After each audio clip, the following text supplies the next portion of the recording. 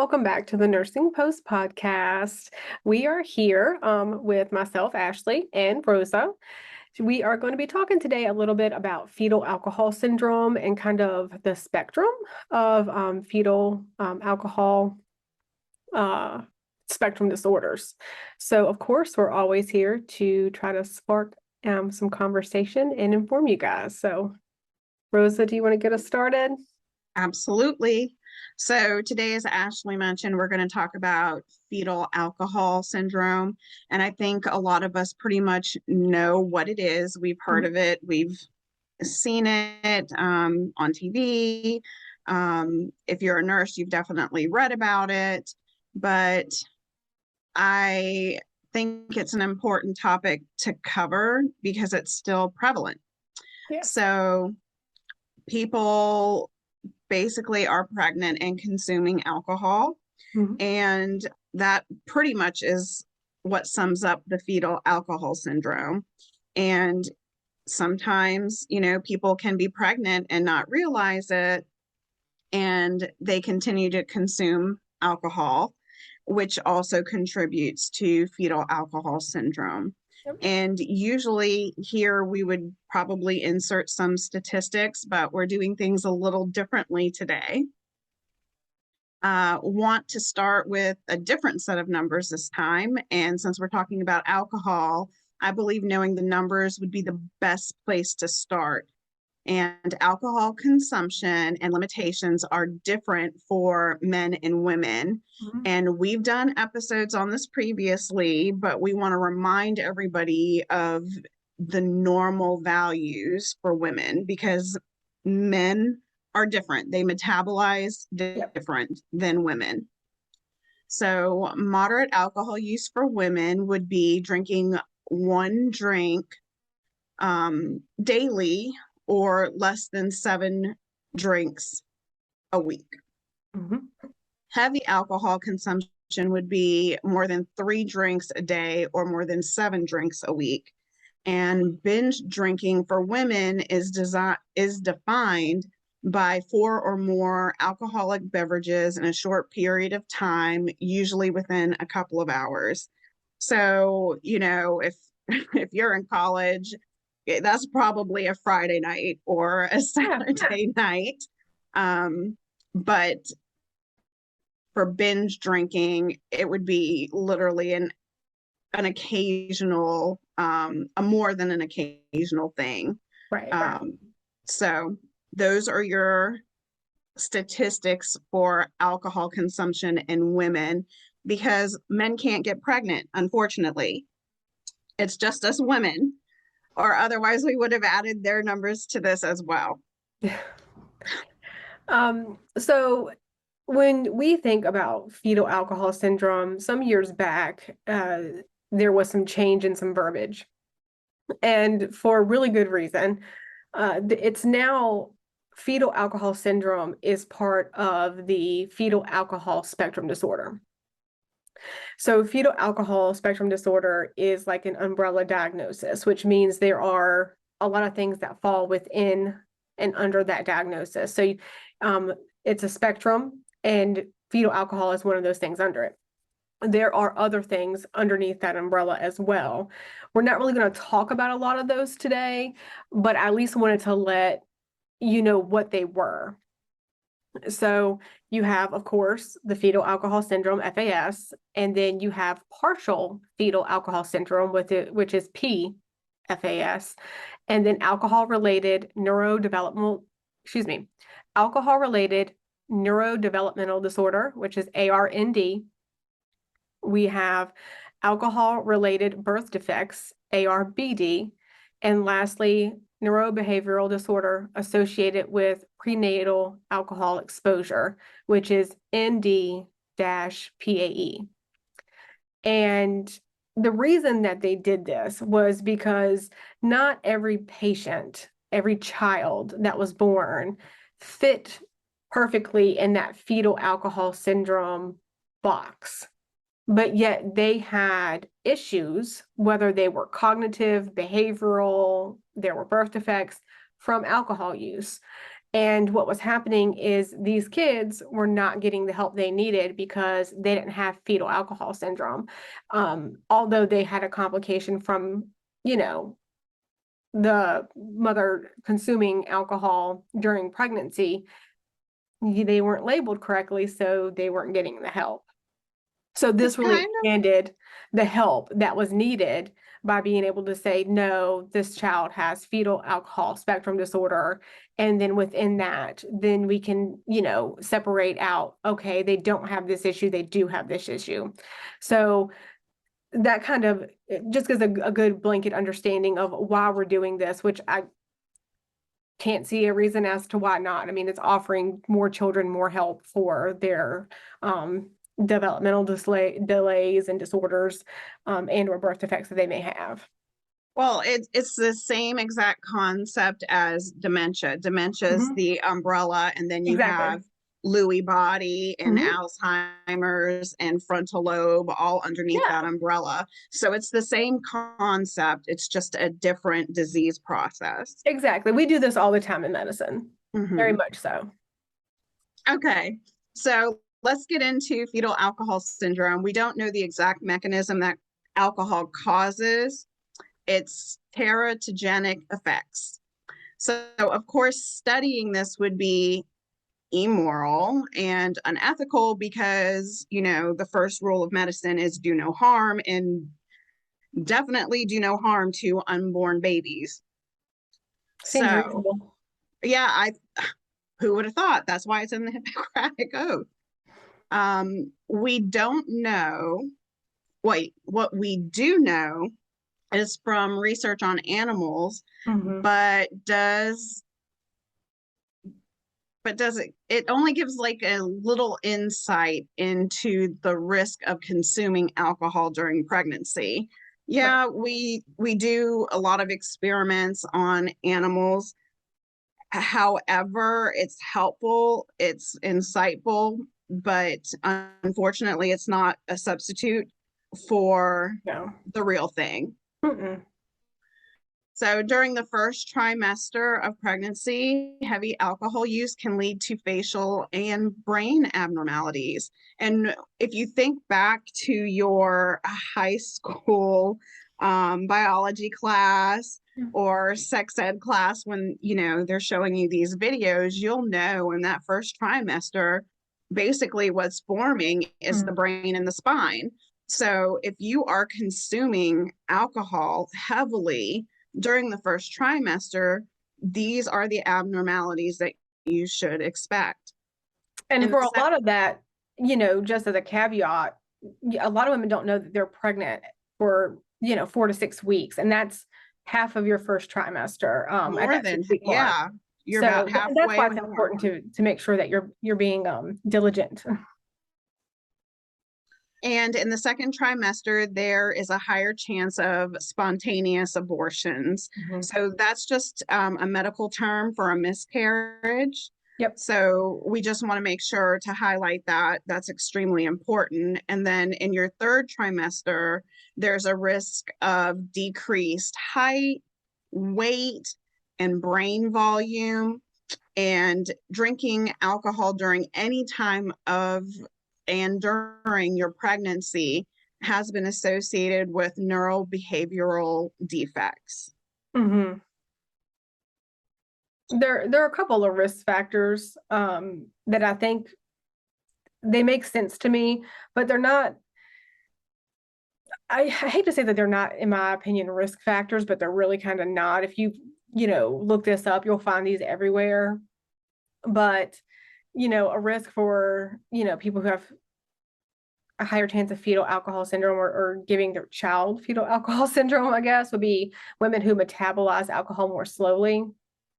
I don't know how you would really know that unless it's something that you've self-acquired over the years. Well, But body mass and tolerance, I would say, right. wouldn't you? Well, yeah, I would agree with that to a certain extent, but I don't know how you would know compared to the norm. Like I what see. my norm is and what your norm is completely different, you know, because Hmm. there is a tolerance effect there, like with any drug. Hmm. A prior child with fetal alcohol syndrome. I mean, That's a giveaway. I'm not trying to be funny or make light, but ex hello, yeah, women over 30 who have a long history with alcohol. I mean, hello. and poor nutrition, which is associated with people with heavy alcohol use anyways, or at least from what I've seen in my career as a nurse. Um, so those, I don't know, loose risk factors that it's kind of like if you drink a lot of alcohol, these things happen. And if you continue to drink it, then the likelihood that you're going to have a child with fetal alcohol syndrome, or one of the fetal alcohol spectrum disorders is pretty high. I think, anytime that you're putting a toxin into your body during pregnancy, everybody realizes that there's going to be a risk. That's why the Surgeon General placed those labels on the alcohol bottles and on the cigarette Yeah. packages, because we already know. We already Yeah. know. Mhm. And this is something that we've been taught since high school, hopefully at home, but I know at least in high school Mhm. that it's covered because everybody takes these classes, and people are told about these things, and they're told about what happens during pregnancy and how babies form in different trimesters of your pregnancy. So this shouldn't be anything that's shocking and new. We just hope that people use this information. It might save a baby. Yeah. Well, and I think that it's important that we're just a little bit, informed. And I say that, and I'm going to try to not get off topic too much, but with the way things have gone in nursing here lately, specifically within the United States, uh, it is our job to stay informed. And if we're not staying informed, it's going to be on us if something goes wrong. And we're one of the first places that it lands when things do go wrong. So, We are the first place it lands, let me tell you. I The was trying to be second nice. place, the second place is the hospital, and last is the doctor, and Right. it's in that order. Right. Because And we're going to be expected to know standards of care. And exactly. if not, then it's going to be a problem. I thought it would be kind of nice to know what is the box that is fetal alcohol syndrome. Like, what are the doctors looking for to be able to make that diagnosis? Because like we were talking about earlier, not everybody fits perfectly in this box, which is now why we have the fetal alcohol spectrum disorders. So to have this diagnosis, all of these things must be present. There must be facial deformities, growth retardation before or after birth, and CNS deficits. So, That central nervous system, yes. for people who aren't familiar with medical terminology. So the facial deformities, there is a short pupillar fissure, which just means small eyes, a thin vermilion border, that's just a small thin upper lip. Vermilion is just the red part of your lips. And I say red because mine are red. And a smooth philtrum, which is the skin that's between your upper lip and your nose. So there's typically a ridge there, two ridges that kind of connect the peak of your upper lips upward. So that's flat. So that's what they're looking for with the facial deformities. So looking for facial deformities, growth retardation, which is either before or after birth, which means there's some type of problem with growth of any kind. So it's just looking for some aspect of that. And then lastly, the CNF problems, you have your ADD, hyperactivity, poor memory, intellectual or learning disabilities, poor cognitive skills, poor judgment, and mood swings or mood swings. They don't have to have all of these things. They just have to have three: a facial deformity, some type of growth retardation, and some sort of central nervous system defect. So those three things are what is needed to make an official diagnosis of fetal alcohol syndrome. Since there are specific criteria that need to be met before a diagnosis of fetal alcohol syndrome, documentation of prenatal alcohol exposure is not required. Unfortunately, in medicine, we know not all patients are honest and forthcoming. Unfortunately, when that happens, there are some devastating consequences of that. Yeah. And this is one of them. So if you are pregnant and you're drinking and you're not informing your OBGYN, there are things that they can do to help you during pregnancy to kind of lessen some of these effects. Yeah, for sure. As a side note, with partial fetal alcohol syndrome, two of the characteristic facial features plus where alcohol exposure was documented. Yeah. So, I'm not saying all people are dishonest. I'm just saying if you're being dishonest and you're keeping the fact that Right. you are consuming alcohol, it's just going to be much harder on you and on the child. Yeah. A pediatrician or physician alone should not make the diagnosis of fetal alcohol syndrome independently. And depending on the person's age, there should be a team of healthcare workers. And I feel like that should be the way it is for almost everything, in my opinion. So you definitely need a pediatrician, an occupational therapist, a speech therapist, a psychologist, to mark some of these boxes. Your OBGYN per se, or your pediatrician, cannot really diagnose any intellectual or learning disabilities. You need a psychologist for that or a psychiatrist for that. It's really a team approach.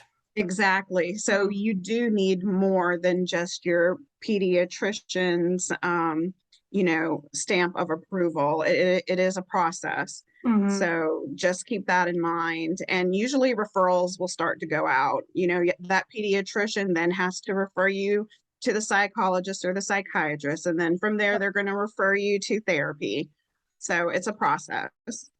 It really is. And it's sad because, prenatal alcohol exposure is the leading cause of preventative congenital disabilities. It can be prevented. So it's amazing because to think that it's up there, it's up top, it's sad. And I mean, I know some people have, alcohol addiction, and that's a whole other problem, but that's not the case for all of these children. So we thought we would end it kind of with some statistics, just so that way, now that you understand what it is and what it takes, the numbers may resonate a little bit more. But in the United States, fetal alcohol ranges from 6 to 9 cases per 1,000 births. The fetal alcohol spectrum disorder, remember those are all those all these other disorders, is 24 to 48 per 1,000.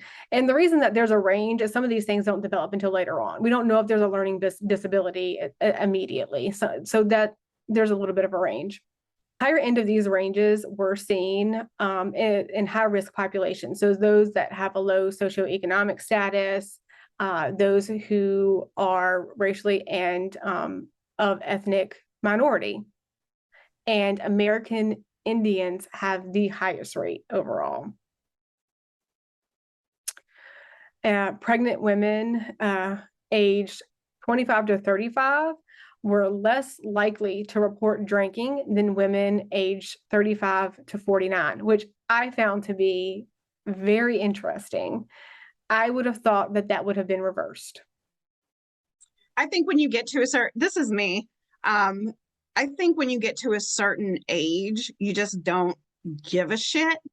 You see what I'm saying? Yeah. Like maybe when you're 25 and 34, you actually care about what other people think. Yeah. But I'm telling you, when I turned about 35, I was like, to hell with this shit. And I'm just going to become clean and be like, listen, doc, this is what it is. Yeah. And we can work with it how it's going to be. My opinion. I don't know. And pregnant women who were single, employed, and college educated were more likely to report drinking, which I found interesting because the higher level of the statistic is for people that are of a low socioeconomic status. So I was kind of like, okay, but yet if you're employed and college educated, you're also more likely. So it's interesting to see some of that dynamic there. And what I found to be interesting, and I wondered how honest this is, but 7.6% of women were reported to continue drinking during their pregnancy. Like, yes, they knew Yeah, they were pregnant I and think they that chose to drink anyway. number is probably higher because the 25 through 34s aren't reporting it. You know what I mean? Very well, maybe. Yeah. So it's interesting to hear some of those numbers, but I was kind of surprised. Like 7% of women are like, "Yep, I don't care. I'm still going to drink." You know what I've heard? I've heard this in the past. I've never experienced myself, but you know, your friends get pregnant, your friends, mothers, whatever, get pregnant when you're younger. And I had this neighbor who got pregnant and she drank a beer a day. And she swore that her doctor told her that she could have a beer a day. I don't know if, I don't know today if any doctor would be willing to do that unless, you know, this person was maybe addicted to alcohol and then the withdrawal, you know what I mean, would Would be have been worse worse. for, yeah. So Sure. it's that whole benefit, you know, versus the risk situation. Sure. Like Yeah. that's the only time I can imagine and comprehend a doctor saying, sure, you can have a beer a day, you can drink a 40 a day or however many Go ounces you for it. want a Yeah, day. that's fine. But, you know, in today's time, I'm not sure that any doctor would say that. And even No. if they were, you know, addicted to alcohol, I'm thinking they would probably like be, let's get you into A rehab. treatment facility. Yes, Yeah, and a treatment facility because this is going to help you in the long run, other than exactly. saying, here, have a 40 a day, you Yeah, know? I would agree with Just that. food for thought. Yeah, Just food for thought. The central nervous system damage from prenatal alcohol exposure, it's permanent. It can't be undone. There's no pill, there's no cure for any of these spectrum disorders. The treatment varies greatly on the individual and their individual needs. And things like supportive care, therapy, medications for like attention, deficit hyperactivity disorder, they can all be started sooner, leading to better outcomes. However, this child is already behind the curve. yeah, So if you are a parent to a child of fetal alcohol syndrome, you have a lot of work to do and a lot of care here, and realizing that this is a consequence, you know, unfortunately, of your actions, and this child is going to have struggles in life. absolutely. So, you know, they used to say back in the day with sex, abstinence is best, but I say abstinence is best with alcohol. Yeah, And especially if you're pregnant. We all want our children, you know, to succeed. They are our future selves. And so, you know, give them that healthy start that they deserve by not drinking during pregnancy. absolutely. And I think that'll wrap us up for today. So you guys can visit our website. It's the nursingpostllc.com. You can find our show notes there, our merchandise, subscribe to our podcast, all there. And again, we thank you for listening to the Nursing Post.